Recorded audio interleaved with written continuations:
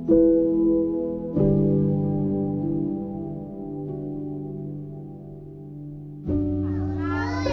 นนี้เอิ้นชื่อว่านิทานเรื่องว่าหัวผักกาดใหญ่แม่นบ่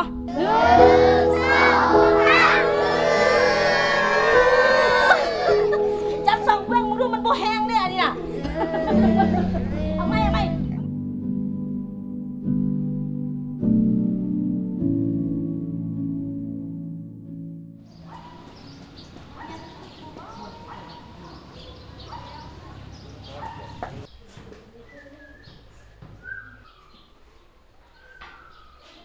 ค่อยเป็นคนสุนทรมุก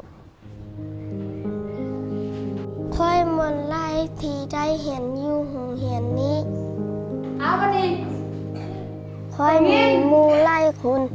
ภาษาลาวเขาเงี้ยนี่มันเข้าไปไต่กันคืนเนาะเขายิงมาค่อยเว้าภาษาเราได้แต่เขียนอันบ่ได้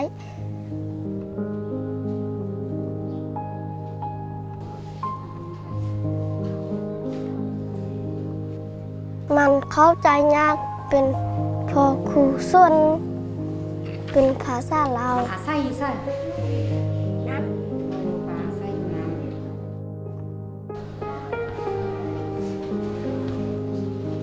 ภาษาทางการของประเทศลาวแม่นภาษาลาวการสิทธิ์ซ่อนอยู่ในห้องเรียนแม่นได้ใช้ภาษาลาวฉะนั้นค่อยก็พบความยุ่งยากในการสิทธิ์ซ่อน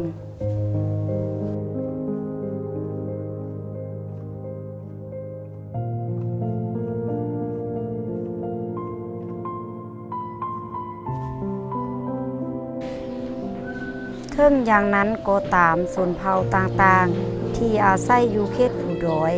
เข้าเจ้ามีโอกาสน้อยที่จะได้อ่านและเว้าภาษาลาวค่อยเป็นคนลาวค่อยเว้าภาษาลาวค่อยบ่ได้เว้าภาษาชนเผ่าอื่นค่อยได้เว้าช้าๆและเว้าคำเก่านั้นหลายๆครั้งค่อยได้ให้นักเรียนผู้ที่เข้าใจภาษาลาวช่วยอธิบายนำค่อยพยายามซ้อหาวิธีทางต่างๆเพื่อสอนพวกเขาถ้านักเรียนบ่สามารถเว้าและเขียนภาษาลาวได้อย่างคล่องแคล่วนักเรียนก็พบความยุ่งยากในการที่จะเรียนต่อในชั้นเรียนสูงๆและบ่อยากจะไปเรียนต่อนำอีก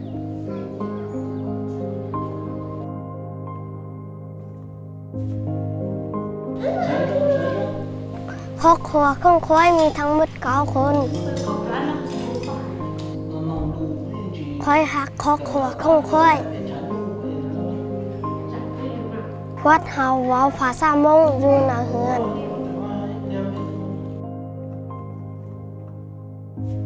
ค่อยหักวัฒนธรรมของชนเผ่ามง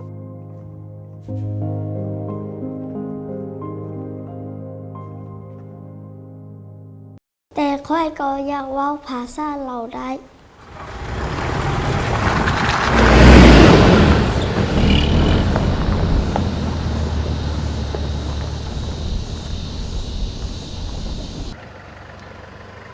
ค่อยได้เรียนรู้นำกิจกรรมที่ทาง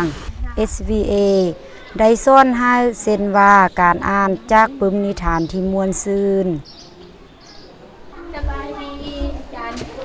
สบายดีมื้อนี้เฮามาในกิจกรรมรถสมุดเคลื่อนที่เนาะไปเฮามาจากสถานที่นำกันมาไว้ไปป .4 ป .5 มาหาสักครู่มาแล้วปูหลายๆปูให้2แถวเนาะเอาปูต้นปึ้มนิทานมันเป็นสิ่งหนึ่งที่เฮาได้อ่านแล้วมีความม่วนซื่นไปกับเรื่องนั้นเมื่อนักเรียนได้อ่านมันแล้วซึ่งมันจะเฮ็ดให้เข้าใจจื้อจำภาษาง่ายขึ้นห้องเก็บอยู่นี่เด้อเคยเห็นเรื่องนี้บ่อันนี้เอิ้นชื่อว่านิทานเรื่องว่าหัวผักกาดใหญ่แม่นบ่อยู่นี่ผู้ใดเป็นพ่อเฒ่าได้บ่เนาะมือต่อมา พอเท่าได้ไปยามอีกว้าวหัวผักกาดคือมันใหญ่แท้โอ้โอ้โอ้โอ้โอ้เอานับเท่ากัน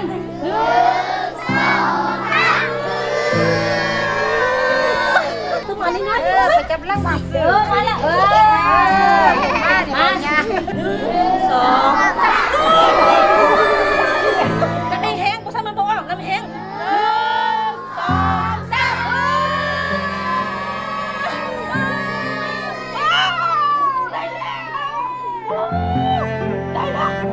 ได้หัวผักกาดแล้ว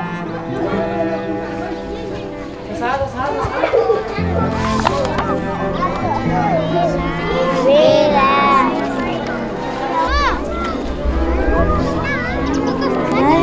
คือ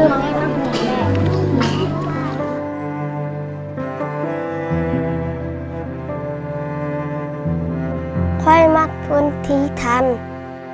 ค่อยรู้ว่ามีคนไล่คนมีสัตว์ไล่ชนิดอยู่หนารถ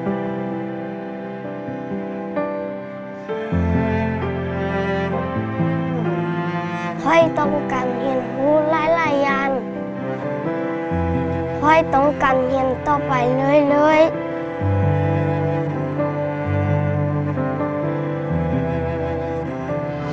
การเรียนรู้สอนให้เฮารู้ว่าในโลกนี้มีรูปแบบแนวความคิดและรูปแบบความสุขที่แตกต่างกันพวกเขาอยากให้ลูกหลานของพวกเขาเติบใหญ่ขึ้นมาในสังคมด้วยดีและรู้ถึงคุณค่าของความแตกต่างถึงแม้ว่าเขาเจ้าจะมีความแตกต่างทางด้านชนเผ่าแต่พวกเขาเจ้าจะสามารถอยู่ร่วมกันได้โดยจะบ่มีการขัดแย้งกัน นั่นก็คือสันติภาพดังนั้นบ่ว่าเขาเจ้าจะอยู่ห่างไกลส่ำใดหรืออยู่หน่วยภูหน่วยใดก็ตามพวกเขาพร้อมแล้วที่จะนำปึ้มอ่านเหล่านั้นไปมอบให้กับเจ้าเพื่อให้กับเจ้าได้อ่านอย่างทั่วถึงกัน